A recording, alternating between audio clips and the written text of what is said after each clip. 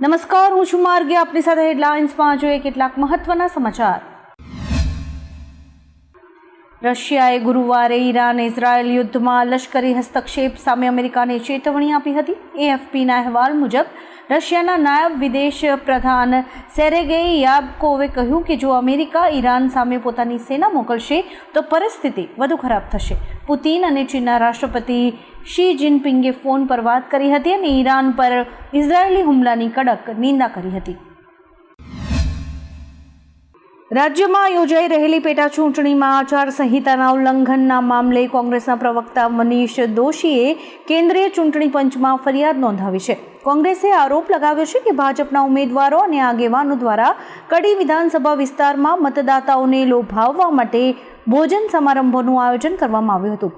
કોંગ્રેસે આ અંગે નારાજગી વ્યક્ત કરી છે અને ચૂંટણી પંચને નિષ્પક્ષ તપાસની માંગણી કરી છે.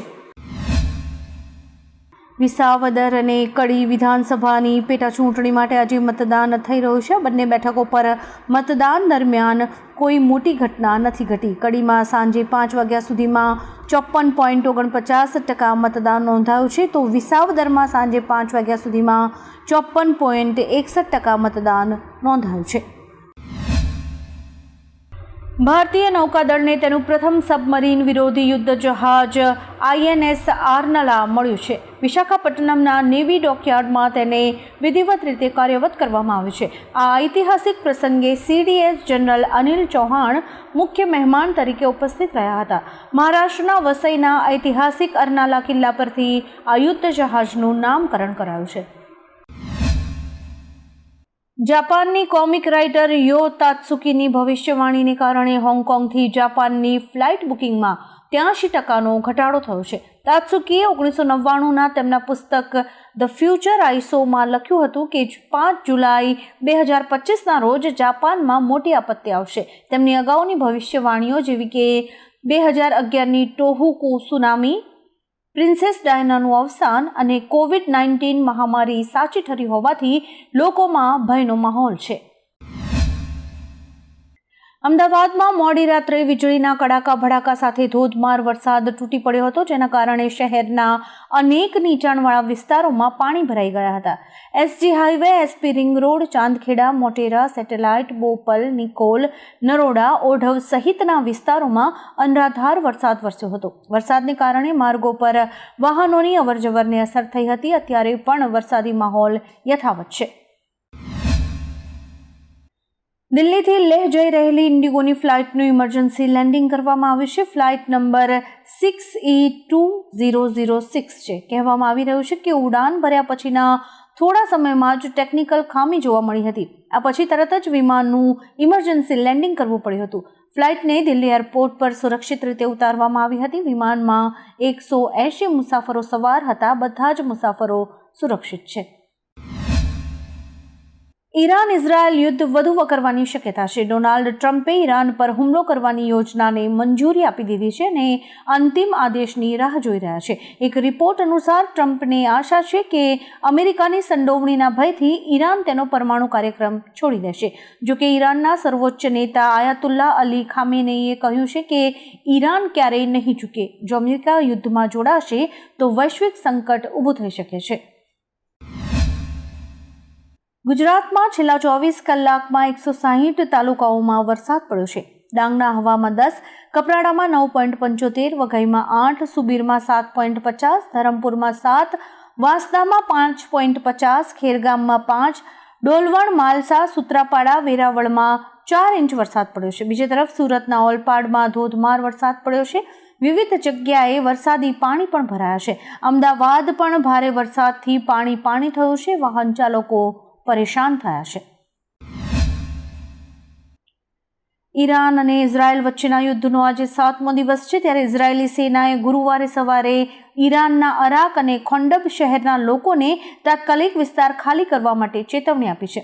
અરાકમાં હેવી વોટર રિએક્ટર અને મોટા પાયે હથિયારોનું ઉત્પાદન થાય છે. ખોંડબમાં પણ IR-40 હેવી વોટર રિએક્ટર આવેલું છે. આ ચેતવણીથી યુદ્ધ વધુ વકરવાના સંકેતો મળી રહ્યા છે. વિસાવદરની સીટ પરના ભાજપના ઉમેદવાર આજે વાજતે ગાજતે આણંદપુર ખાતે મતદાન કરવા પહોંચ્યા હતા. અહીં તેમણે ભાજપની જીતનો વિશ્વાસ વ્યક્ત કરતા કહ્યું કે તેઓ 25,000 કરતાં વધુ મતોની સરસાઈથી જીતશે. તેમણે વિસાવદરનો આગામી એજન્ડા પણ જણાવ્યો, જેમાં કહ્યું કે તેઓ 800 દિવસમાં વિસાવદરમાં ₹1,000 કરોડના વિકાસના કામો સ્થાપિત કરશે. વિસાવદરની જનતા જ હવે નક્કી કરશે કે આગામી સમયમાં તેઓ કોને પસંદ કરે છે. હૈદરાબાદથી તિરુપતિ જઈ રહેલી ફ્લાઇટનું ઇમરજન્સી લેન્ડિંગ થયું છે. સ્પાઇસ જેટની આ ફ્લાઇટ ટેક ઓફ થયાની 10 મિનિટમાં જ પરત ફરી હતી. હૈદરાબાદથી ફ્લાઇટ તિરુપતિ જઈ રહી હતી. તે સમયે ફ્લાઇટમાં કોઈ ટેકનિકલ ખામી આવવાને કારણે હૈદરાબાદ પરત ફરવાનો નિર્ણય લેવાયો હતો. ઉલ્લેખનીય છે કે અમદાવાદની દુર્ઘટના બાદ સતત ફ્લાઇટ પાછી ફરી રહી છે અને ફ્લાઇટમાં ખામી સર્જાવાની વાત સામે આવી રહી છે. ચોમાસાની શરૂઆતથી જ અમદાવાદીઓને ભારે હાલાકી ભોગવવાનો વારો આવ્યો છે. શહેરના અનેક સ્થળોએ પાણી ભરાયા હોવાથી નોકરીએ જતા લોકોને ભારે હાલાકી ભોગવવી પડી છે, જેમાં શહેરના રસ્તાઓ પાણીમાં ગરકાવ થતાં ટ્રાફિકની સમસ્યાઓ પણ ઊભી થઈ છે. ખાસ કરીને બોપલ, નારોલ, એસજી હાઈવે, મકરબા, ઓઢવ જેવા વિસ્તારોમાં પાણી ભરાયા છે. ઉલ્લેખનીય છે કે અમદાવાદમાં 2.5 ઇંચ કરતાં વધુ વરસાદ વરસ્યો છે અને તંત્રની કામગીરી સામે પાણી ભરાતા સવાલો ઊભા થયા છે. દક્ષિણ ગુજરાતમાં દરેક ચોમાસાની જેમ આ ચોમાસે પણ નવસારી જિલ્લાની હાલત કફોડી થઈ ગઈ છે. ભારે વરસાદને કારણે નવસારી જિલ્લામાં એસડીઆરએફની ટીમ તૈનાત કરવામાં આવી છે. તેની 3 નદીઓમાં પૂરની સ્થિતિ આવે તે પહેલાં જ આ ટીમ તૈનાત કરાઈ છે. તો બીજી તરફ વલસાડના ધરમપુરની તાન નદીમાં પૂરની સ્થિતિનું નિર્માણ થયું છે. બામતી અને કરંજવેરી ગામને જોડતો બ્રિજ પાણીમાં ગરકાવ થયો છે. નવસારી, ડાંગ અને વલસાડમાં આજે વરસાદનું રેડ એલર્ટ જારી છે. દેશભરમાં ગેરકાયદેસર રહેતા બાંગ્લાદેશીઓ સામે તંત્રએ લાલ આંખ કરી છે. હવે રથયાત્રા પહેલા ગુજરાત પોલીસને મોટી સફળતા મળી છે, જેમાં રાજ્યમાંથી 200થી વધુ ગેરકાયદેસર બાંગ્લાદેશીઓ ઝડપી પડ્યા છે. છેલ્લા એક અઠવાડિયામાં ગેરકાયદેસર બાંગ્લાદેશીઓની અટકાયત કરવામાં આવી છે. કાયદાકીય કાર્યવાહી બાદ આ તમામને ડિપોર્ટ કરાશે. સલમાન ખાનની ગલવાલ વેલી પર આધારિત આગામી ફિલ્મની મુખ્ય અભિનેત્રીનું નામ સામે આવ્યું છે. આ ફિલ્મમાં સલમાનની સામે ચિત્રાંગદા સિંહ જોવા મળશે. આ અનટાઇટલ્ડ ફિલ્મ એક દેશભક્તિપૂર્ણ લશ્કરી એક્શન ડ્રામા ફિલ્મ હશે, જે શિવ અરૂર અને રાહુલ સિંહના પુસ્તક ઇન્ડિયાઝ મોસ્ટ ફિયરલેસ 3ના ગલવાન ચેપ્ટર પર આધારિત હશે. આ ફિલ્મમાં સલમાન કથિત રીતે કર્નલ બી સંતોષ બાબુની ભૂમિકા ભજવશે. કડી પેટા ચૂંટણી દરમિયાન સવારથી જ મતદાન પ્રક્રિયા ચાલી રહી છે. ત્યારે કડી શહેરની શાંતાબેન માણેકલાલ પટેલ પ્રાથમિક શાળામાં 2 બૂથ નંબર 134 અને 154 પર 2 જૂથો આમને સામને આવી ગયા હતા. બંને જૂથ વચ્ચે મામલો ગરમાયો હતો. નજીવી બાબતની રજૂઆતના પગલે મામલો બીચક્યો હતો. આથી ઘટના સ્થળે પોલીસ કાફલો દોડી આવ્યો હતો. બંને જૂથોને સમજાવી હાલમાં મામલો થાળે પાડી દેવાયો છે. ઈરાન હવે ઇઝરાયલ પર મોટો વળતો હુમલો કરી રહ્યું છે. ઈરાન ઇઝરાયલ પર મિસાઇલથી અટેક કરી રહ્યું છે. તેલ અવીવ અને બિરશેબા સહિત 4 શહેરો ઈરાનના નિશાના પર છે. ઈરાનની મિસાઇલ દક્ષિણ ઇઝરાયલના બિરશેબા શહેરમાં એક હોસ્પિટલ પર પડી છે. એવા પણ સમાચાર છે કે ઈરાને ઇઝરાયલના સ્ટોક એક્સચેન્જને પણ નિશાન બનાવીને તેને નુકસાન પહોંચાડ્યું છે. ચોમાસાની શરૂઆત થતાં જ મેઘરાજાએ દક્ષિણ ગુજરાતને ધમરોળ્યું છે. દક્ષિણ ગુજરાતમાં પાણી થઈ ગયું છે.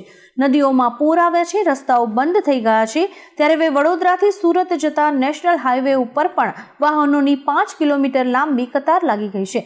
ટ્રાફિકને કારણે વાહન ચાલકો અટવાયા છે. NH48 પર કલાકો સુધીનો ટ્રાફિક જામ છે. હવામાન વિભાગની આગાહી અનુસાર દક્ષિણ ગુજરાતમાં વરસાદી માહોલ જામ્યો છે. ઉપરવાસમાં સુરત, ડાંગ અને તાપી જિલ્લામાં વરસાદને કારણે નદીઓમાં નવા નીર આવ્યા છે. આ ઉપરાંત ડાંગ જિલ્લામાં ધોધમાર વરસાદને કારણે જિલ્લાની મુખ્ય નદીઓ અંબિકા, પૂર્ણા, ખાપરી અને ગીરા 2 કાંઠે વહેતી થઈ ગઈ છે. પૂર્ણા નદીમાં પાણીની આવક વધતા સુપા કુરુલને જોડતો લો લેવલ બ્રિજ પાણીમાં ગરકાવ થઈ ગયો છે. ઈરાની મિસાઇલ હોસ્પિટલ પર પડતા ગુસ્સે ભરાયેલા ઇઝરાયેલે ઈરાનના સુપ્રીમ લીડર આયાતુલ્લાહ ખામેનીને મારવાનો આદેશ આપ્યો છે. ઇઝરાયેલના સંરક્ષણ પ્રધાન કાત્ઝે કહ્યું કે ઇઝરાયેલ સંરક્ષણ દળને ખામેનીને મારવાનો આદેશ અપાયો છે. અમારું લક્ષ્ય ખામેનીને મારવાનું છે. ઉલ્લેખનીય છે કે છેલ્લા 7 દિવસથી બંને દેશો વચ્ચે ભયંકર યુદ્ધ ચાલી રહ્યું છે. છોટાઉદેપુર જિલ્લામાં પડેલા વરસાદ બાદ સુખી ડેમમાંથી પાણી છોડાયું છે. છેલ્લા 4 દિવસથી જિલ્લામાં છૂટો છવાયો વરસાદ પડી રહ્યો છે, જેના કારણે નદી નાળાઓમાં પાણીની આવક વધી છે. રૂલ લેવલ જાળવવા માટે 1000 ક્યુસેક પાણી ભારજ નદીમાં છોડાયું છે. બપોરે 1 વાગે ડેમનો 5 નંબરનો ગેટ 30 સેન્ટીમીટર ખોલવામાં આવ્યો છે. પાણી છોડતા પહેલા નદી કિનારાના 20 ગામોને સાવચેત કરાયા હતા. આવા જ કેટલાક રસપ્રદ સમાચારો નિહાળવા માટે અમારી YouTube ચેનલને લાઇક, શેર અને સબસ્ક્રાઇબ કરો અને જોતા રહો હેડલાઇન્સ.